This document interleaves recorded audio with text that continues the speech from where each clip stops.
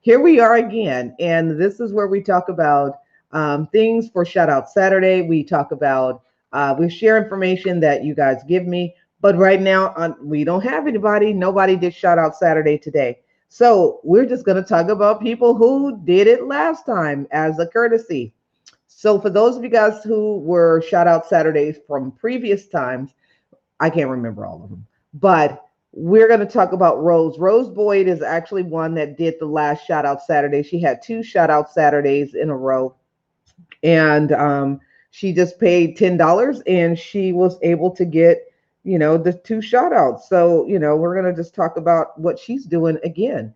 So Rose Boyd is this wonderful young lady who is all about helping those of all of us, figure out ways to bring in revenue, things and ideas. So she comes on Wednesdays at 9 Eastern, and she's under her name, Rose Boyd, but her business is called Ignite Your Vision. So it's about igniting the vision that you have within and not letting it lie dormant. It is about bringing forth things that you have been smothering, or it's smoldering, whichever one you want to call, but it is something that you have bubbled up inside of you. But what can you do to ignite that? What are the things that you can do? Who do you need to connect with? Who do you need to talk with? Who do you need to consult with? There are some things that we all have to understand, everybody, that you are going to need to invest in yourself. You need to invest in yourself. Now, to what degree of investment it is, it's based on what you can invest. There are opportunities that you can do. We have to think about building up on our disparities, or building up on the things that we don't have. If you don't have 500,000, 2,500, whatever the amount that it takes to get you in at the front of the line, if you don't have it, then you work towards it.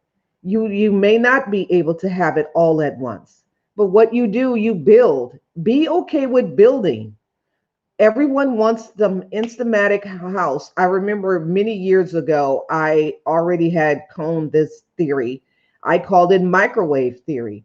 And I call the children who are in that millennial stage, or people who mindset is in that millennial stage, I'm just telling y'all, microwaves, because that's what their lives have been lived on. The microwave was introduced and it's been around. And in that whole theory of that childhood, they're used to just putting things in a microwave and then pushing a button and then it pop out for them. During that time of the Industrial Revolution, or the inventions, things were instamatic. How fast can you get it? How quick can you get it? Doesn't mean it has to be quality, but how fast can you get it out there? And then if you realize and think back with journalism and the news and everything, everyone wanted to be the first, not the best, but the first. So you have to understand that being the first doesn't make you the best. It makes you first. It makes you memorable, but it doesn't make you the best. There are so much literature and information and study out there about, manufacturing and things to that degree, that talks about different companies that really wanted to press to be first, but they weren't the best. And a lot of companies are still that way. They want to be first. They want to be the first because the person who remembers the first person who did something, that's who historically is the person you remember and who has coined that industry. You don't remember the second person unless the second person came and blast out the first person, and the first person just said, oh, I'm going to fall out and I'm not going to be a part of it. Then you remember the first and the second person, because you remember the first who did it. Then you remember what it is that they did that made it so that they became the second person or they fell out. And that's who you remember. Just the same as basketball. You remember who the first was. You remember who was the person who did it and made it look good. But then you also remember the other person that comes up behind. Before Michael Jordan, there was other people that was there. Some of the greats. Wilt. I mean, they were just a bunch of folks. There was, before LeBron, there was Michael, there was Magic, there was Bird, there was Pippen, there, there was so many other people that have come, and people who you didn't know. I mean, Spreewell, AI. I mean, there's a lot of folks. There's been so many people that were there before, and you remember them, but they're not the only one. So in some industries, it's okay for you not to necessarily be the first, but when you are the best at what you do, that is what you are remembered for. People remember you for you being the best at what you do and the go-to person. So with all that being said, get up and go do something. Don't sit and wait and worry about if you're the best or you have the most, any of those things. You just got to get out and do it. So part of, also what Rose does, what I do, how I support people is giving you that platform and opportunity to realize that you don't have to be the best. You don't have to be first. I hear people, they'll say, well, there's other people who do what I do, that are out there doing it. And I always say is there's more than one hamburger stand. There is. Have you only ate one hamburger? If you've eaten your own hamburger at home, well, that's one hamburger that you've eaten. And then if you've went, like most people go out and eat fast food burgers, you've eaten another burger. Then you've eaten someone else's burger. You've eaten so many different burgers. Now, if you eat meat, blah, blah, blah. You've eaten so many different burgers. So there's always a favorite. And usually we always say the one we like the most is the ones that we make at home. Even though we want to go spend money on, you guys remember that $500 burger?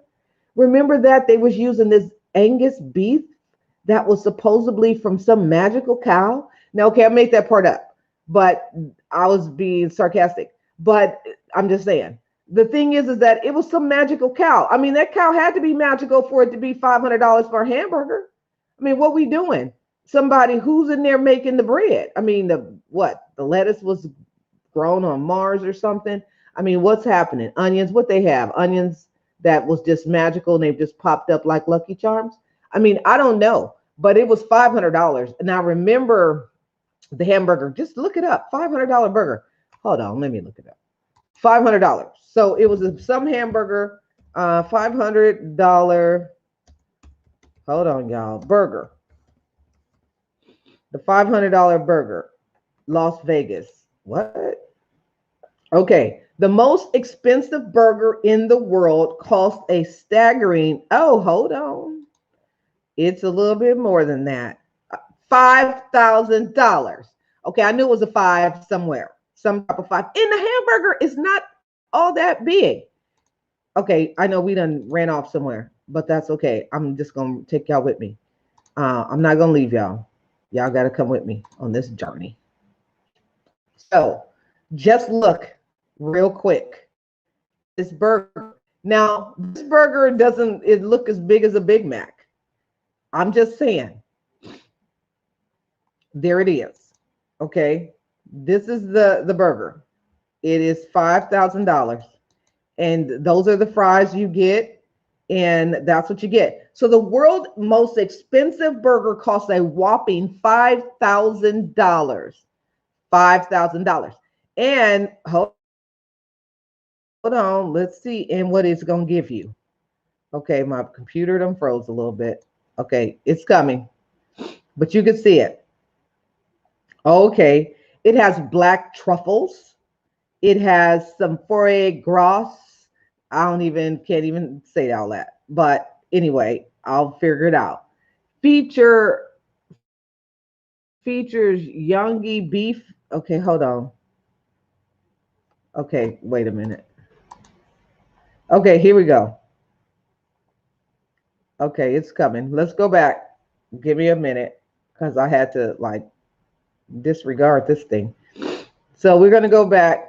So we're going to call it we're going to search for the $5,000 burger. $5,000 burger. Okay, hold on. I thought it was $500. I remember it being, I probably done lost it now. Okay, however, now we done ended up on somewhere else. But it's all kind of still talking about this hamburger. So I tried, somebody said, I tried the $5,000 burger and it was absolutely worth it. That's what they said. It was absolutely worth it. I have no idea. Look at what goes into the chef's $5,000 burger. So it has, before I took my first bite of the Fleur burger, 5,000, I was one of the people who thought paying $5,000 for a hamburger was worth obscene and insane.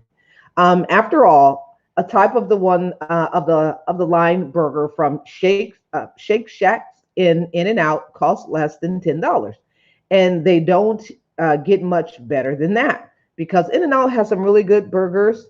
I'm not sure about Shake Shack. I don't know where that is.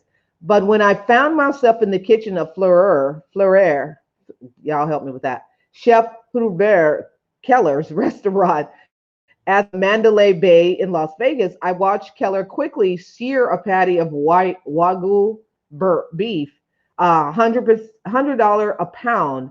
The douse it doused it over and over again with rich butter, sealing the flavor and the juices.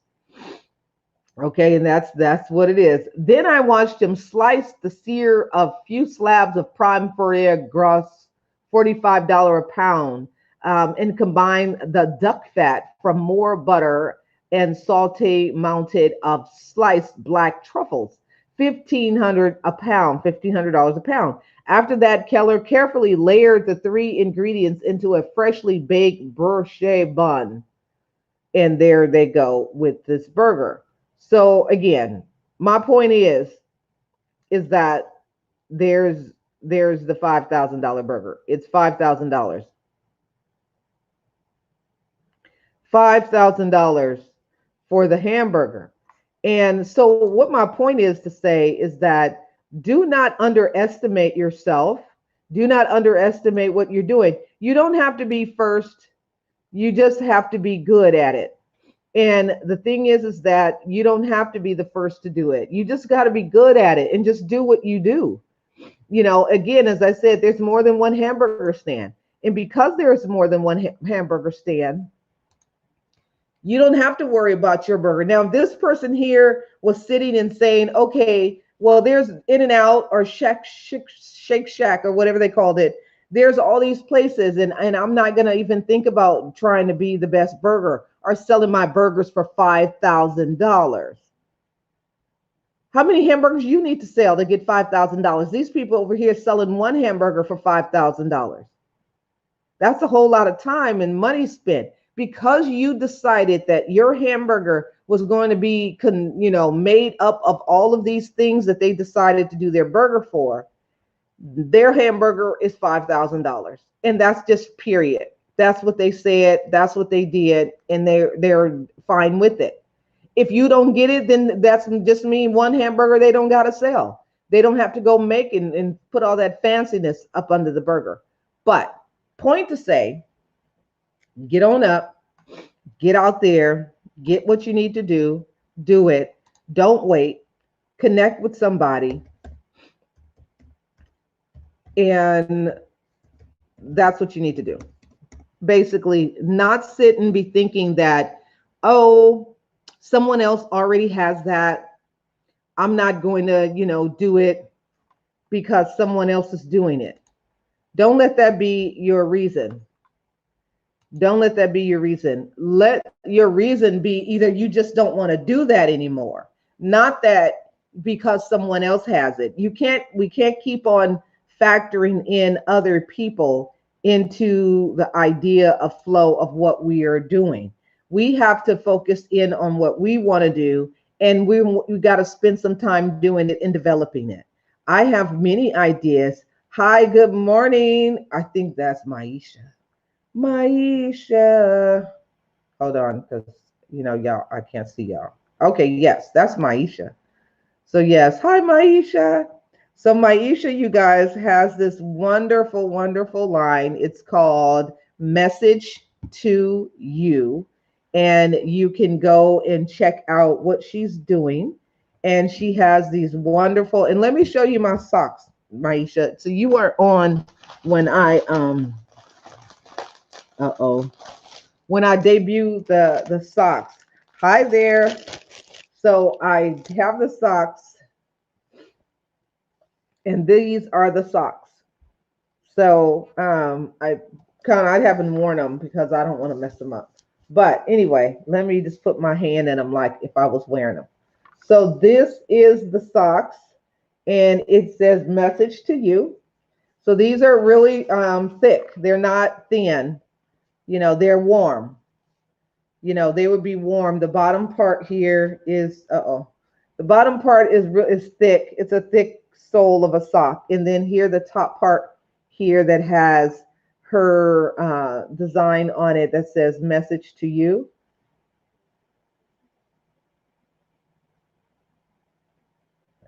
So there you go. And then this is the sock. This part here is a thick black. It's a thick black part. It's not thin either, so that's pretty good. The top part is just a little different. It's more of a jersey type, but this is the socks. So here they go. You are welcome. So here they go. So you guys can get yourself some. It's called Message to You. Can you put your link in there, Maisha? It's called Message to You, and we did this little design. So she allowed me to do two different things for her. We did this one that is on her shirt of her Message to You apparel. And then she let me do one other logo that she's doing for her wonderful broadcast that she has going on. And actually, Maisha, I was showing my sister your logo, and she, saw that you were on the Christian network. So she was like, "Oh, that's great. That's a big network." I mean, I didn't know. I was like, "Well, she's doing all kinds of great stuff. That's all I know." So this is the sock. So it's called Message to You. Just so that you guys can see that message to you. And if you'd like to get the shirts, you can. These are really pretty. Again, for women, this one is for women, but I'm sure as time goes on, she'll be doing some for men. Yes, they are. Hi, Everett. Thank you for, hi, Mr. Gillum. How you doing? So yes, so here is the socks. So you can go check her out. Message to You. .com, and there's some other .coms. Maisha, can you put up your link? Okay, there it is. Thank you. So here, I'll just put it on the screen so you guys can go check it out. And it's great. So she's doing a wonderful job over there. Then she allowed me to help, connect her with Jermaine, who is all about video. And he actually, okay, look, this is the story about Jermaine before we just jump into it. He is wonderful. I've been knowing Jermaine. He's been my videographer for years, and he's been working with us when For Humanities was a different business. And he's brought us all the way through, and he comes with me to the conferences. He can come to InVideo, be the videographer and the photographer for your conference if you like. He does that. He's done Survive and Thrive for all of the years that we've been doing it, and he taught me how to use Photoshop, because before I knew how to do it, it was like I had him do it. He was doing the work, and after a while, he's busy, he got a family, he's doing what he's doing, and I was like, well, just tell me what to do, tell me how to do it, where to go, where to click, what to do, how to remove the background. And he would do it like so effortlessly, and I was like, how do you do that? So after a while, I learned, and I kept doing it, and now I do it, and I teach other people how to do it, because again, he taught me, so I'm returning the favor and I'm teaching others. So we have that class, and it is called I Create Designs. So if you want to take it, it's not that much. Right now it's still where if you opt in, it's only $20. So when I say it's not that much, I really mean it. It's not that much. But guess what? What you're going to learn from the class is the fact that you are now going to be able to create your own graphics and create your own designs. And that's what makes it just even more better. So, okay, let's see what Maisha says. She says, it was an awesome intro for my show. Yes, it was. Extraordinarily Miracles with Dr. Mimi on the Preach the Word Worldwide Network, Thursday at 6 p.m. Eastern. Thank you both. Yes, it was great. And I really, really liked what it looked like, because when he showed it to me, I was like, okay, this is good. Integrate this and that part where you have the white that comes in and the way it slides in and the stuff that goes like that. I was like, it was like so cool. I just thought it was the coolest thing.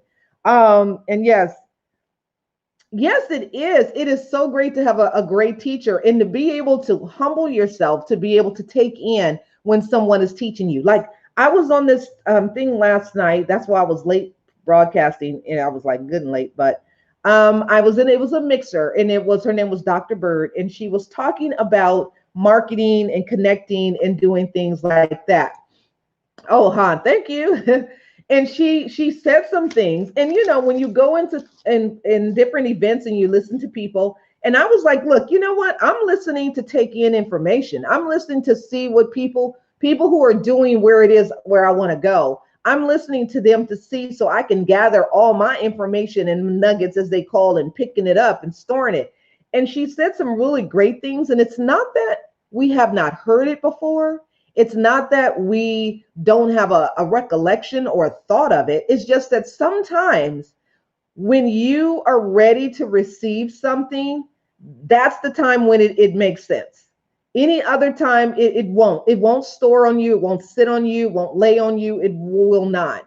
But when it's time and it's your time to take that in, that's when it all makes sense. And there were some things that she said that I was like, okay. And it's all about storytelling, telling that story, letting people know what the story is. And Hot Cat always talking about, you always telling stories, because life is a story. If you don't have a story, where are you at? Everyone has a story. You just not telling your story. And that's what we have to learn. We have to learn how to tell our story, how to tell our story, how to share it, how to let people know, how to bring them in and let them be a part of what you're doing.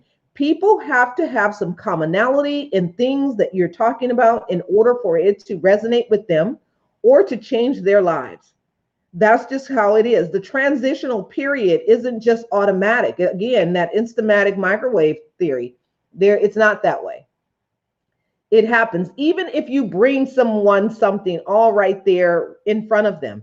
That does not mean that they're still going to see it and it's going to resonate with them and it's going to make a difference. So that's what we got. So again, shout out Saturday, even though we didn't have anyone who paid for shout out Saturday today, but we got shout out Saturday. We had Rose Boyd. We have Maisha with message to you. Again, you guys seen her socks. She has socks. She has t-shirts. She has phone cases. She has a lot of different things. So this one here, I said, okay, let me just buy these socks so I could test them out. But they're actually thick. They're a thick, they're not like, so you could see sort of like the weight just based on how it moves. These are thick. This is a thick bottom part here. The bottom part is a thick sock. It's not thin. I don't know if you guys can really see how thick they are. So yeah, it's a thick grade of sock. And then again, this is her design. This is how they do it. They put it right up there. So if you have a message or you want to, you need some designs done, definitely connect with me. I can help you with that. We do graphics. I create graphics. If you want something that's custom or something that's cute, even if you want to learn how to do it yourself. If you want to learn how to do some graphics, again, you can sign up for the I Create Designs. That platform is what you can do. You can go there and be a part of it. If you opt in, you can get the class for $20. And what I'm going to do is show you how to design. I Create Designs with an S on the end. But again, if I spelled it wrong, y'all can figure it out and go to it and check it out. But it's I Create Designs. We do that on Sundays at 10 a.m. Pacific Standard Time. And then we do the tea business. So if you want to start your t-shirt business, we have a class that is called the tea business. And I will teach you how to do it and how to get yourself going. Maisha, she said, look, just tell me all of this. And I was like, you know what, here, let's just go ahead and just talk about it and get it done. It doesn't have to be difficult. You just have to do it. That's just really it. It doesn't have to be difficult. Don't make things more difficult than what it is. You're not trying to be, someone else. You're just trying to start. We can't try to get out there and be some big brand that's just doing it really big. The first t-shirt you put out is not automatically is just going to do wonderful, but not that it can't. So don't get that twisted. You can. You could come up with one t-shirt that's just fabulous, that's just going to make it and do it for everybody. People wear shirts for the message, not for your beautifications of things. They wear it for the message. They wear it for what it makes them feel like. They wear it for what it evokes in them, what message it brings, how it makes them feel when people look at it and read it. I have this shirt that says, I am that woman. And when you wear it, it is going to definitely make you feel real good because it resonates with what it is that you're doing. It's going to basically make you feel wonderful because people who are going to see it, they're going to look at it and they're going to say, wow, I am that woman. That is definitely a powerful and invoking type of message. It is definitely the message that you want to put out that will allow people to understand and see you and understand you and be able to resonate with what you're doing. That is what you want to look at. You want to look at how a shirt or a design, what it does for someone, how it makes someone feel, how does it present itself. Those are the things that you want to look at. You want to be able to say, this shirt is going to change people's lives. This design is going to make people feel, wonderful. How is that? So those are the things that you want to think about when you are designing or creating. Just look at what is going on in the current society. What's happening? I mean, I pull from like so many different things. Thank you for sharing, Dr. Maisha. I pull from so many different places. I mean, I pull from my own experience. As a cancer survivor, there are so many things that you're able to reflect on, reflecting on life, reflecting on what's needed and what's not needed, what's necessary, what's not necessary. What are things that how you minimize some of the unnecessary things in your life that is like, you know what, that is just not that important. It's not. And when you think about it after a while, you'll realize how non-relative it is. And you don't want to sit and make a lot of, fuss about things. We all only have so much time, and God knows when that is. But if you're not doing something with the time of what you have, then what are we doing? What are we doing? So you want to be very strategic with your time. You definitely want to be strategic with what's going on in your life. So as you can see here, we're going to I'm going to show you the I Am That Woman t-shirt. Now it's on our For Humanities brand. So definitely you can go and please follow us there. And if you are looking to get some inspiration, to get some bright ideas, something that's just going to get you forward and not think so much about it. And what I mean by that is not that you don't want to be mindful of things that you're doing. It's just that when you start putting too much thought into the what's and the nots of it, or what I don't have, or what I can't do, or what I don't know. Okay, fine. You don't know it, but go find somebody who do. Go find someone who can get you moving forward. These are things that people who are of wealth, they do. They don't know how to do everything. And for those who don't, they go and find people who do. Now, let's just go historically, put it on out there. Some people done found people they didn't need to find and made them do things that they shouldn't have been doing. But the concept is, if you don't know how to do it, or if you don't want to do it, you're going to go get someone who can. So when you go and find someone and you're willing to do that, then that's what's going to move you forward. You're going to be in a more of a forward motion because you're still thinking about what's next. What's the next thing that you can do? What is the next thing you can make happen? Those are the things that you're needing to focus on. And sometimes your circumstances, your family, your previous experience, what the word language that you're speaking onto and into your life pops in and get in the way.